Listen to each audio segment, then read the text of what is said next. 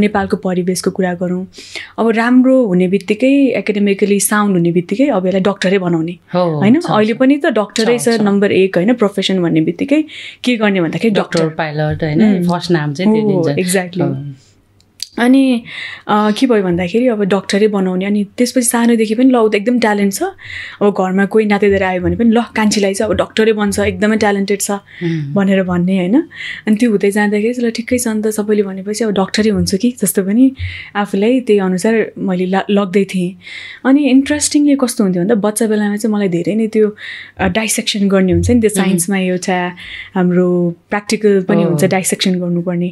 त्यतिखेर सानो हुँदाखेरि पनि म त्यो चराहरूको अर्थवर्मको आफै डाइसेक्ट गर्दै बस्थेँ कि त्यस्तो थिएँ। अनि यसो हेर्दाखेरि त पछिको भविष्य निर्धारण हैन त। एक्ज्याक्टली। अब यो चाहिँ डक्टरै बन्छ भनेर चाहिँ सबैले सोच्नु भएको थियो।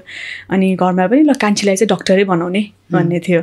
तर समय बित्दै गएपछि चाहिँ के भयो भन्दा अब मैले +2 साइन्स नै लिएँ, बायो नै लिएँ, किनभने डक्टरमा जानु थियो।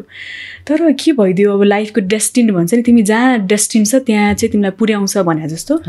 तर के भयो भन्दा मैले चाहिँ MBBS को क्लासेसहरू केही पनि लिइनँ कि त्यतिखेर, नथिङ। अनि प्रिपरेसन पनि जाँदैन थिएँ, जे छ आफै नै गरिरहेको थिएँ। अनि एक्जाम्स पनि मैले दिइनँ, घरमा पनि भनेन, एक्जाम्स पनि दिइनँ।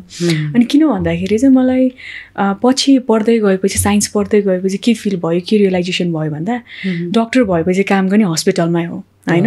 अनि हस्पिटलको त्यो एम्बियन्स फेरि मलाई मनै नपर्ने। कहिलेकाहीँ बिरामी भएर चेकअप गराउन जाँदाखेरि पनि अब नेपालको हस्पिटल भनौँ न, त्यसमा पनि अब परिवर्तन त गर्नुपर्छ। अनि त्यो हस्पिटल जाँदा पनि त्यो दिनमा चाहिँ खाना खानै मन नलाग्ने, किनभने त्यो बात त्यो सम्झेर त्यहाँको एन्भाइरोमेन्ट